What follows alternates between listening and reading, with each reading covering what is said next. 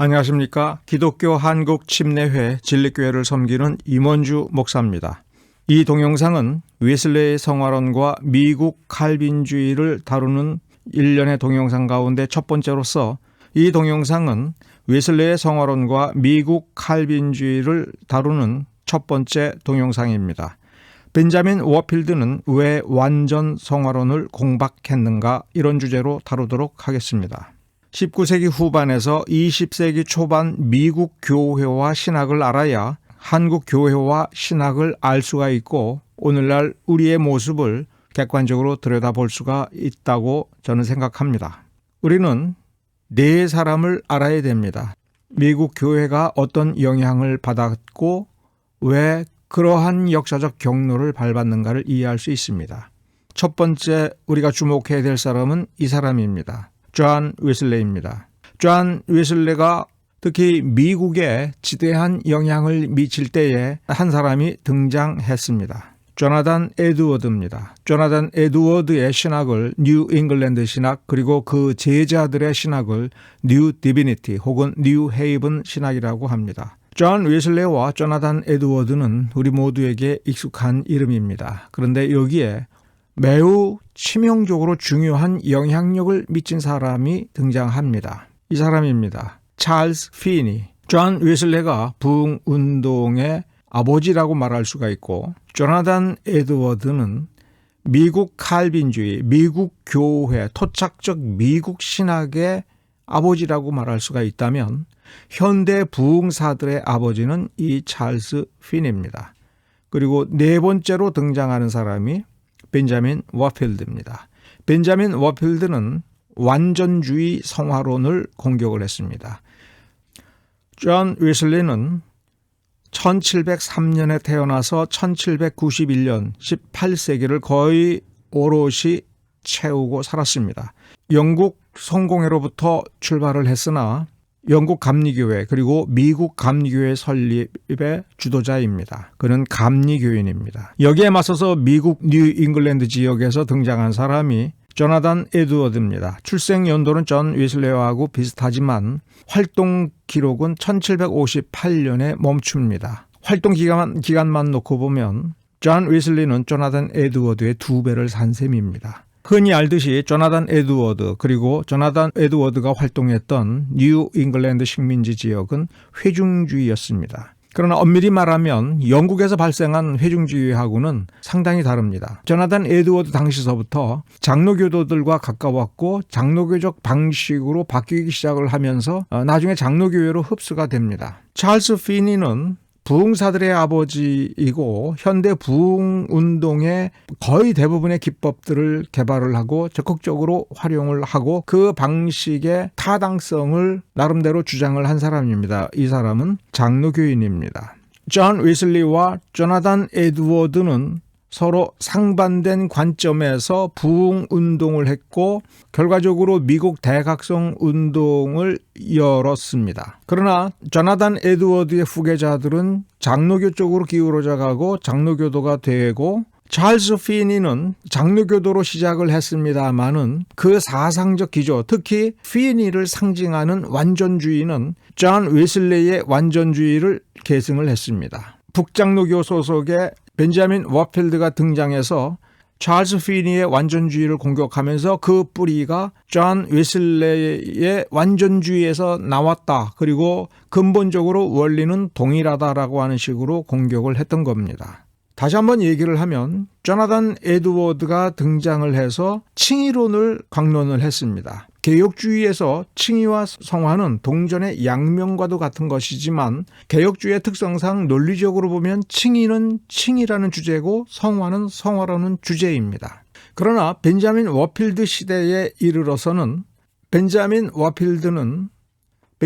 워필드가 가지고 있었던 장로교 기조에서 이 칭의론이 어떻게 다르고 성화론이 어떻게 다른 것인가, 이런 식으로 논하지 않고 완전주의 성화론이라고 하는 당대에 알려진 그것, 그러니까 왜 완전주의가 나왔고 완전주의가 무엇인데, 벤자민 워필드는 개혁주의적 입장에서 찰스 피니는 존 웨슬리로부터 완전주의를 배웠는데 거기서부터 문제가 있다. 그러면 존 웨슬리의 완전주의는 정통적인 성화론, 정통적인 구원론과 어떻게 어떤 점에서 달라졌는가, 왜 달라졌는가에 대한 지적까지 나왔던 것입니다. 이 흐름을 잘 이해를 해야 한국에 들어온 언더우드, 아펜젤러 등등의 어떤 토양에서 어떠한 분위기에서 길러졌고 한국의 부흥운동들은 어떤 성격을 가졌는가에 대해서 전체적인 윤곽을 잡을 수가 있는 것입니다. 이 네 사람을 묶을 수 있는 전체 주제는 리바이벌리즘, 부흥 혹은 부흥운동 혹은 부흥주의다라고 하는 것입니다. 종교, 교회, 기독교라고 하는 테두리보다도 미국이라고 하는 테두리로 넓혔을 때 등장하는 용어가 Great Awakening, 대각성 운동이라 하는 것입니다. 교회뿐만 아니라 미국 사회 전반에 걸쳐서 사회적으로 영향력이 상당히 크고 여기에서부터 오늘날 미국이 만들어졌다라고 보기 때문에 아주 특별한 용어로 사용하고 있고, 따라서 우리는 좀 더 넓은 관점에서 부흥에 초점을 두면서도 넓은 관점에서 이 네 사람을 묻고 전체의 흐름, 이 강물이 어떻게 흘러왔는가를 볼 필요가 있는 것입니다. 존 웨슬레와 찰스 피니는 이와 같이 완전주의라고 하는 용어의 틀로 묶을 수가 있습니다. 조나단 에드워드의 중요한 작품이 Religious Affections, 그 다음에 Freedom of the Will이라고 하는 이 두 개의 작품을 우리가 기억을 해야 됩니다. 조나단 에드워드가 단순히 칭의론에 관한 일련의 설교를 통해서 부흥운동을 일으켰다, 개혁주의 부흥운동을 일으켰다라고 얘기할 때의 심리 속에는 존 웨슬레가 부흥운동을 일으켰어, 조지 피필드가 부흥운동을 일으켰어, 미국에서는 조나단 에드워드가 있어, 이렇게 말하는 심리가 또한 작동하고 있는 것입니다. 그런데 우리가 주목해야 될 것은 조나단 에드워드는 자신의 신학적 역량을 기울여서 Religious Affections라고 하는 이 저술을 썼고, 오늘날 조나단 에드워드를 생각하고 그의 사상을 더듬을 때에 이 작품이 매우 중요하다라고 얘기할 때에 여기서 왜 하필 Religious Affections를 썼을까? 그 다음에 왜 Freedom of the Will이라고 하는 저술을 또 썼을까? Freedom of the Will이라고 하는 고전적인 저술, 그 내용은 칼빈의 저술들이라든가 루터의 저술을 통해서 확인할 수가 있고 어거스틴의 저술을 통해서도 이 내용을 확인할 수가 있습니다. 같은 제목의 같은 사상을 가지고 어떤 신학적인 내용을 전개를 할 때 굳이 새로운 저술을 써야 되는 것은 새로운 어떤 요소들이 등장을 했기 때문에 그렇습니다. 명백히 Religious Affections, 정서, 감성을 다루고자 한다면 그것은 존 웨슬레가 일으킨 파장 때문에 그렇습니다. 존 웨슬레의 부흥운동에서 그 사상의 중심점에서 지금 자유의지가 문제가 되고 있고, 그래서 나름대로 조나단 에드워드는 존 웨슬리가 일으킨 물결을 어느 정도는 막아내면서 거기에 상응하는 개혁주의적인 그리고 미국적인 어떤 물결을 일으키려고 하는데 그 차이점을 지금 드러내고 있는 것입니다. 조나단 에드워드가 죽은 지 대략 100년 뒤에 태어난 벤자민 워필드는 일련의 기고문들을 연속적으로 발표를 했고, 벤자민 워필드가 죽은 지 대략 10년이 지난 뒤에 글들을 모아서 Studies in Perfectionism이라고 하는 저술로 묶어서 사후에 출판을 했습니다. 그 책이 완전주의를 논한 겁니다. 벤자민 워필드 당시에 그의 피부로 느낀 완전주의는 찰스 피니의 완전주의입니다. 벤자민 워필드의 완전주의 연구 Studies in Perfectionism이라는 저술의 목차를 보면 볼륨 1과 볼륨 2로 나눠져 있습니다. 그런데 볼륨 1에서 크리스천 퍼펙션이라고 하는 당시의 용어를 통해서 그 완전주의 교리의 뿌리를 독일 사람, 독일 신학자 리첼이라고 하는 사람을 지목하고 리첼을 공격을 한 겁니다. 리첼의 사상에서부터 나왔을 때 거기에는 합리주의라고 하는 기초가 있는 것이고, 독일에서 Higher Life Movement, 더 고상한 삶, 운동이라고 하는 것이 나왔습니다. 그리고 제2권에서는 이제 오버린 퍼펙셔니즘, 찰스 피니의 완전주의를 분석합니다. 여기에 Higher Life Movement 미국판이 있고 Victorious Life라고 하는 운동을 다루었습니다. 자, 찰스 피니를 한번 살펴봅시다. 위키백과를 찾아보면 미국의 장로교인이라고 쓰고 있습니다. 제2차 대각성 운동의 주도자이고 옛 리바이벌리즘 부흥운동의 아버지, 여기서 올드라고 썼습니다만 사실 현대 부흥가들의 아버지입니다. 부흥가들, 부흥운동가들의 아버지입니다. 장로교인으로 활동하기 시작을 했습니다마는 전통적인 개혁신학의 상당부를 거절했다. 사람은 완벽한 자유의지를 가지고 있다. 그래서 to choose salvation, 구원을 선택할 수 있다. 그래서 free will, 자유의지가 중요한 것은 의지라고 하는 그 인간의 본성의 어떤 성향이 아니라 어떤 요소가 아니라 이것은 선택권을 가리키는 겁니다. 전통적으로 서양에 특히 미국에서 자유의지라고 할 때는 현실적인 어떤 것을 선택하는 선택 능력 그리고 실제로 선택해내는 것, 그래서 선택지를 자기가 원하는 대로 선택하는 것을 자유의지라고 하는 말로 표현하는 경우가 많습니다. 따라서 구원받을 것인지 구원받지 아니할 것인지를 인간은 선택할 자유가 있고 권리가 있고 실제로 그렇게 선택하는 것이 구원의 원리다라고 하는 입장입니다. 1825년서부터 1835년까지는 열정적인 부흥 설교가로 아주 잘 알려져 있습니다만 요 1835년 이후서부터는 자신의 부흥 운동의 여러 가지 방법론들, 원리들을 정리하여 체계화하고 오버린 신학교에 가서 그것을 적극적으로 전파하는 중요한 기점이 되는 연도가 1835년이다. 요 1835년서부터 그는 오버린 신학교에서 가르쳤다라고 하는 요 연대는 좀 더 구체적인 것은 조금 더 나중에 살펴보도록 하겠습니다. 지금 우리가 계속해서 완전주의, 오버린 완전주의라고 하는 것에 그 용어만을 써서 제시했습니다만 여기 New Measures라고 하는 것이 유명한데 이게 기법입니다. 여러 가지 기법들.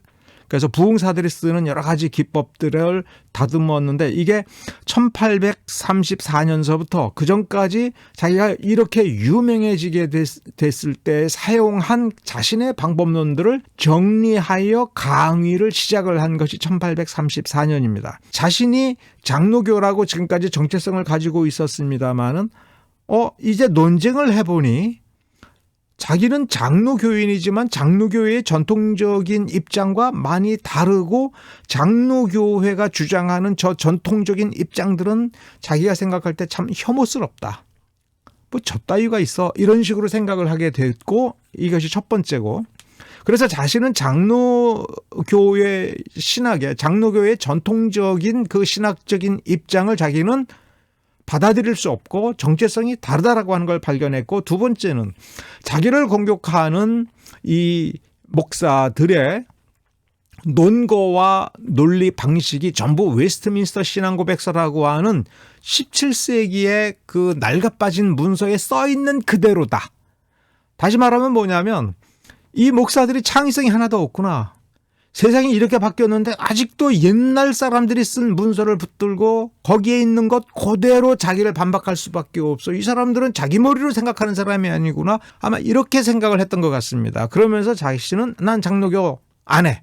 난 장로교회에 구애받지 않을 거야 라고 하면서 자기 사상을 펼치기 시작을 했다 하는 겁니다. 여기에서 오버린 신학이라고 하는 것이 나오고 여기에서 상당히 강력한 영향을 미치기 시작한 겁니다. 그래서 이런데 뉴 폼이라고 하는 새로운 형태, 미국적인 어떤 것 그것을 만들어내는데 가장 결정적인 영향을 미쳤고 그 다음에 등장한 벤자민 워필드가 이러면 안 되는데 하면서 웨스트민스터 신앙고백서가 보여주고 있는 전통적 개혁주의를 다시 천명하면서 그 원리를 따져보는 것이 벤자민 워필드였습니다. 자, 여기서 역사신학자 배번철 교수가 쓴 글을 잠깐 살펴볼 필요가 있습니다. 이 사이트에서 여러분 찾아볼 수가 있습니다. 배번철 교수가 뭐가 맞다 틀리다 보다도 신학사조라는 점에서는 한국 성결교회는 그 나름대로 웨슬레 신학의 전통을 계승하는 입장입니다. 그러면 찰스 피니도 존 웨슬레의 사상으로부터 영향을 받아서 계승을 했다면 성결 쪽에서 바라본 찰스 피니는 어떤 사람인가라고 하는 것을 여기서 읽음으로써 우리는 찰스 피니를 좀 더 객관적으로 볼 수가 있겠죠. 배본철 교수는 이 찰스 피니는 19세기 장로교의 신학적 이슈는 인간을 어떻게 볼 것인가, 인간의 부패성을 강조하는 구 프린스턴파, 그러니까 벤자민 워필드의 그 위쪽 계보에 속하는, 그리고 거기에 공조하는 구파 장로교인들, 그들과 인간의 자유의지를 강조한 신파의 충돌이었다라고 인식하고 있는 것입니다. 그리고 여기에는 나름대로 상당한 근거가 있다. 요거는 인정을 해줘야 됩니다. 구파 칼빈주의자는 숙명론으로 기울어진 감이 있다. 그리고 인간의 자유의지를 거부하고 인간의 부패성을 강조하는 것은 새로운 국가적 이상, 19세기 미국인들이 바라는 그러한 관점과는 맞지 않는 측면들이 나타나고 있다. 그래서 19세기 중반서부터 미국 개혁파 전통에서 새로운 형태의 완전주의가 찰스 피니와 마한을 중심으로 일어났다. 그래서 1836년경에 찰스 피니는 완전한 complete 퍼펙션이 이 세상에서 가능하다고 굳게 믿게 되었다. 즉 완전 성화라고 하는 것, 예수님처럼 무죄한 상태가 되는 것이 이 세상을 살아가면서 인간들이 성취할 수 있다라고 굳게 믿게 되었다. 그리고 1837년에 그는 오버린 대학에 가서 마한 학장의 영향을 받게 되었다. 찰스 피니는 존 웨슬레이와의 관계가 없지 않느냐라고 하는 느낌을 가지고 이런 글을 썼다고 하는 게 느껴지죠. 오버린 대학의 사이트에서 자료실에서 찰스 피니를 검색을 해보면 이와 같은 사이트가 나타납니다. 여기 오버린 에듀케이션 찰스 피니 페이지입니다. 그것이 너무 옆으로 길어지기 때문에 제가 이렇게 정리를 했습니다. 찰스 피니는 1818년서부터 1821년 사이에 법학을 공부를 했습니다. 갑작스럽게 회심을 경험하고서는 장로교인이 되었죠. 그래서 1824년에 장로교단에서 설교하도록 면허를 받았습니다. 간단히 얘기하면 강도사, 장로교 합동 측 용어로는 강도사, 기장 측 용어로는 준목, 즉 설교를 할 수 있는 목사지만 담임 목사처럼 위임 목사처럼 행정 치리권을 가지고 있지 아니한 상태입니다. 중생의 과정에서 인간의 의지라고 하는 지점을 강조를 했고 리바이벌 테크닉스를 활용했다. 이게 뉴 메저즈고 이 부분이 나중에 체계화된 것이 완전주의입니다. 1835년에 오벌린 신학교의 교수로 임명이 되었고 1837년에는 오벌린에 있는 제1 콩그리게이셔널 처치 미니스터가 되었고 1852년에는 오벌린 신학교의 학장이 되었습니다. 배본철 교수의 글로 다시 돌아가 보면 오벌린 대학교 동료들과 더불어 오벌린 완전주의라고 하는 가르침을 가르치기 시작을 했다. 여기서 웨슬리 성결론과는 분명한 대조를 이룬다, 다르다라고 하는 것을 지적을 했습니다. 배본철 교수 쪽에서 보는 차이점이 나오고 있습니다. 피니는 신파의 영향을 받았다. 즉 장로교의 영향을 받아서 인간에게 율법을 행할 수 있는 힘을 주었다는 노선이다. 당시 장로교회의 이 신파의 사상적 뿌리가 지금 이런 일련의 글들을 보면 이건 조나단 에드워드를 염두에 둘 수밖에 없는 거죠. 그럼 조나단 에드워드의 사상 중에 의지의 자유에서 지금 뭘 따져봐야 되느냐 하면 의지의 자유는 그렇게 의지할 능력이 있고 의지하는 것을 성취할 능력을 하나님께서 주셨다는 그 사상인가. 성결파에서는 찰스 피니를 그렇게 보니까 장로교적 영향을 받았기 때문에 웨슬레하고는 다르다라고 지금 말하고 싶은 거죠. 웨슬레 성결론은 자유의지가 성결 체험에 대한 동기일 뿐이고 하나님께서 영혼 속에서 성결 체험을 주신다. 그러면 이건 좀 더 정리하면 이런 말이 될 수가 있어요.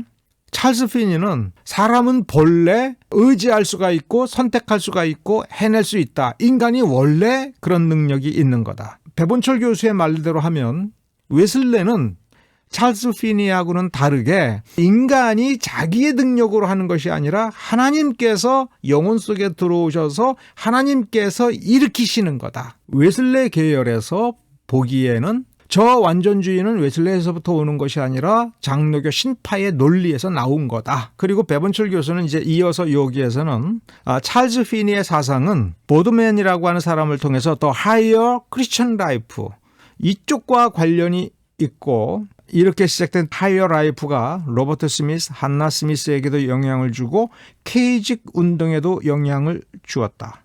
장로교 신학자, 총신 역사신학 교수인 박용규 교수는 1992년 12월에 발간된 신학진암 제59권, 신학진암 제59권 131쪽에서 159쪽에 이 찰스 피니와 완전주의를 분석한 글을 실었습니다. 중요한 부분을 살펴보면 오벌린 신학교에 가서 5년 동안에 걸쳐 1835년서부터 1840년 첫 5년 동안 여기 당시 학장이던 마한과 찰스 피니는 영어 성경을 연구하면서 가까이 지내고 완전주의 운동의 중심지로 이 오벌린 신학교가 급부상을 했다. 여기에 보면 당시 피니와 마한은 요한 웨슬레이의 그리스도인의 완전에 관한 평범한 설명, 평이한 설명이라는 뜻입니다. 제임스 테일러의 회고록 이 두 권을 중심으로 연구 토론하면서 오벌린의 완전주의로 알려진 교리를 형성했다라는 뜻입니다. 배본철 교수의 글과의 차이점은 배본철 교수는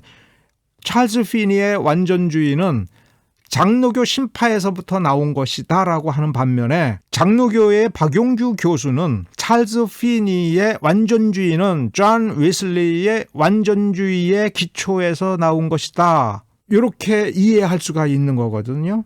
완전주의를 점차 발전시켜서 1837년에 이르러서는 그 누군가에게 보낸 편지를 통해서 보면 이제 나름대로 자신의 완전주의를 만족스러운 단계에 도달했다라고 하는 증거가 나오고 있는 거죠. 그 이듬해에 오벌린 전도자, 오벌린 이반젤리스트라고 하는 매거진을 만들어서 활용을 했다. 완전 성화의 가능성에 대한 논증, 이건 박용규 교수가 찰스 피니의 글을 분석을 해서 정리를 한 겁니다. 피니의 논리는 하나님께서 명백하게 명령하셨다. 그러면 실제로 사람은 할 수 있는 거다. 할 수 있는 거기 때문에 하나님이 명령했다. 세 번째는 금성에서의 신자의 완전 성화를 위해 복음이 예비적 장치를 마련하고 있다. 그리고 예수님과 사도들이 성도들의 완전을 위해서 기도했다라고 하는 것, 그리고 성경이 약속하고 있다. 대략 이러한 것들을 통해서 찰스 피니는 그러므로 금생에서 완전 성화는 가능하다. 완전하게 선한 상태에 도달할 수 있다. 그러한 결론에 도달했다는 거죠. 완전 성화는 하나님의 명령을 뿐만 아니라 약속이다. 완전 성화는 하나님의 법에 전적으로 순종하는 데에 있고 하나님의 법은 인간이 행할 수 있는 것만을 명령한다라고 피니가 가르쳤다. 여기서 부정된 것이 뭐예요? 원죄와 부패, 죄의 전가, 이런 전통적인 칼빈주의 핵심 교리들을 다 거부를 한 것이죠. 자, 박용규 교수가 내린 결론을 보면 찰스 피니는 전통적인 의미의 칼빈주의자가 아니다. 웨슬레 전통 속에서 그의 신학의 정체성을 찾아야 된다. 그의 후기 신학은 초기보다도 더욱 반칼빈주의, 친알미니안주의로 기울었다. 그러니까 박용규 입장에서 보면 이것이 웨슬레가 걸어간 것과 같은 길이며 같은 원리다라고 보고 있는 거죠. 따라서 찰스 피니의 완전주의를 웨슬레의 완전주의에서 찾아야 된다. 그럼 여기에서 우리는 배본철 교수가 옳은지 박용규 교수가 옳은지를 생각하기 전에 그러면 우리는 존 웨슬레를 어떻게 이해하고 있는가? 찰스 피니를 우리가 어떻게 이해하고 있는가? 벤자민 워필드는 왜 완전주의가 문제고 그 뿌리가 어디라고 지금 얘기를 했던 것일까? 여기에 대해서 우리가 개괄적이나마 검토를 해야 한다는 겁니다. 즉 우리가 웨슬레는 열정적인 설교자다. 감리교파를 만들었다. 그는 훌륭하다. 거기에 100% 동의할 수 있습니다만 이것 이외에 그의 언설들을 통해서 그가 어떻게 어떤 사상을 전파했길래 당대에 조나단 에드워드는 웨슬레의 설교 속에 있는 논리를 보고 이거는 아닌데 하면서 반대한 부분들에 대해서 우리는 좀 더 살펴볼 필요가 있다 하는 것입니다. 이 부분을 보아야 한국교회가 어떤 전통 속에서 어떤 식으로 빚어져서 오늘날 이와 같은 실상이 되었고 문제는 어디에 있고 어디에서 해결책을 찾아야 되는지를 우리가 확인해 볼 수가 있는 것이지요. 오늘은 여기까지 다루도록 하겠습니다. 감사합니다.